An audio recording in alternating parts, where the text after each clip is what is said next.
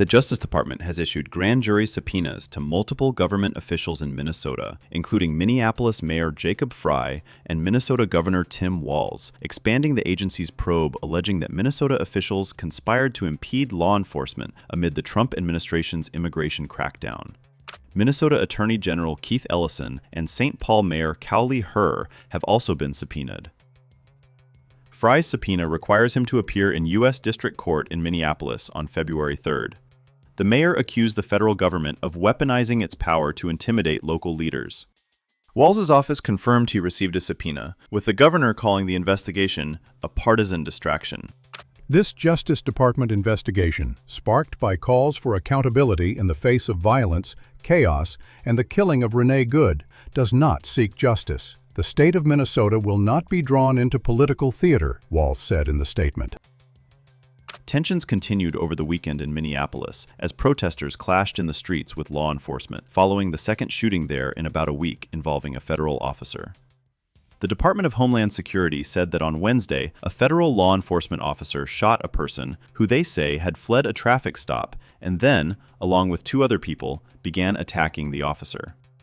That incident followed the fatal shooting of Renee Good, a 37-year-old mother, on January 7.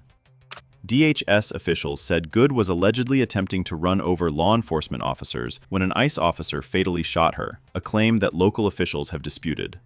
Earlier, U.S. Homeland Security Secretary Kristi Noem was called out for making a blatantly false claim about whether federal immigration agents are arbitrarily demanding that Minnesota residents provide evidence of their legal status.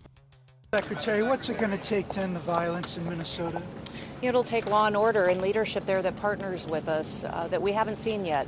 In my discussions with Governor Walz and from what I've seen on his press gatherings, he still is not willing to work with our federal officers to bring peace to the streets of Minneapolis. Do you think any plans to pull out of Minnesota? No plans to pull out of Minnesota. How would you describe what you were seeing on the ground there? Would you describe it as an insurrection, and do you believe the president should invoke the Insurrection Act? I describe it as violent and a violation of the law in many places. I discussed with the president this morning several things that we are dealing with under the department and different operations.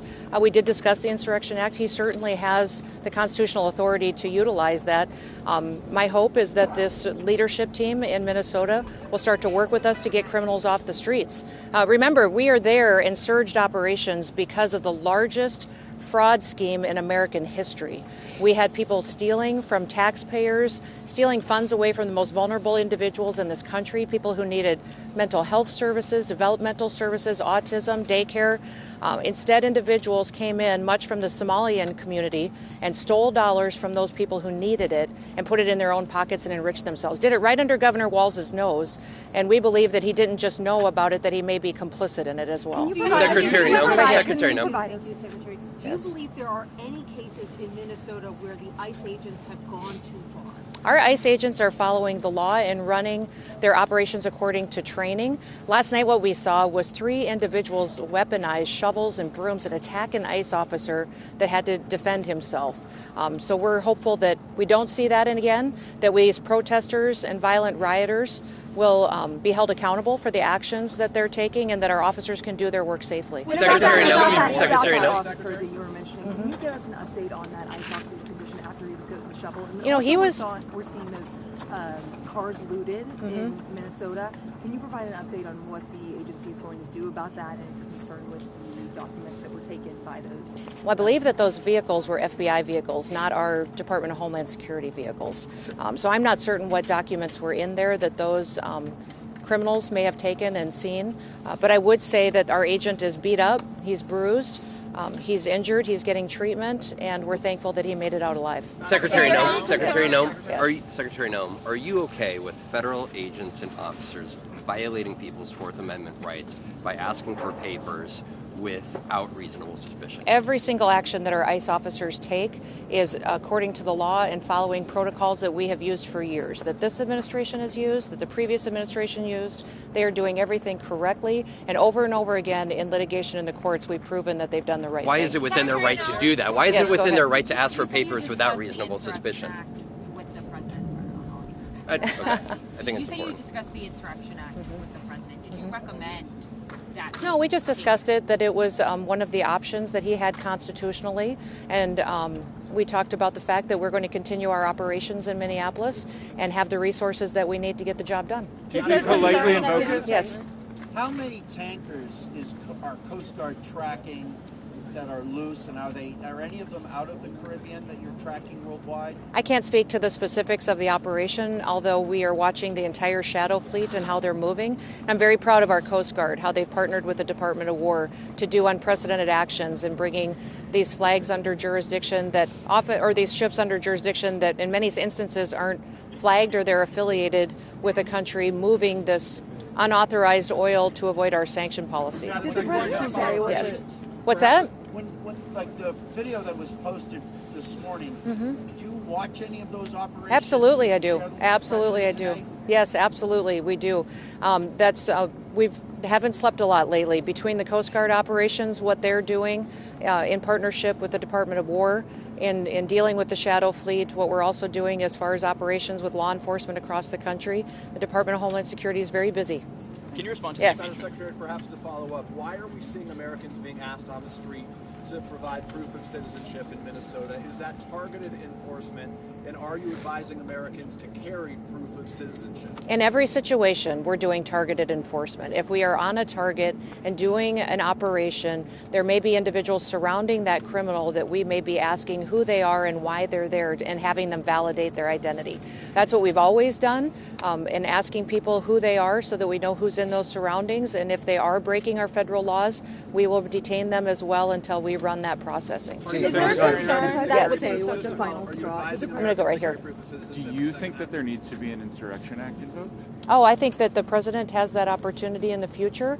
It's his constitutional right, and it's up to him if he wants Do to you think utilize he's it. likely to do it? I don't know. But if Could he ask does him. do it, will it lead to more deadly killings in Minnesota if the Insurrection Act is invoked? If anything doesn't change with Governor Walz, I don't anticipate that the streets will get any safer or more peaceful. Governor Walz and his leadership team need to come to us and find out how we can work together like we have in many other states. We didn't see this kind of reaction in Louisiana when we ran our operations, exactly how we are running them in Minneapolis. But we had a very different response because we had leaders that were working with us. If you saw our operations in Florida, extremely successful. In Minneapolis so far, we brought hundreds of criminals off the streets that were dangerous to society and dangerous to that community. We would wish that Governor Walz could take an example from the governor of Louisiana, the governor of Florida, and work with us to do the right thing for his people. Your officers are dealing with more and more protesters. Do you think they need more de-escalation training, though, given some of the scenarios we have seen unfold in some of the videos of the interactions? You know, the officers that we have out there are very highly trained and skilled, specific for the operations that they're doing. They're utilizing the most gifted individuals on these operations to go out and to do enforcement, because many times if they're going after murderers, they're going after professionals and gangs and terrorists that are here in our country illegally. And I'll remind you, the only reason we're in this situation is because the Biden administration allowed 20 million people to come into this country unvetted.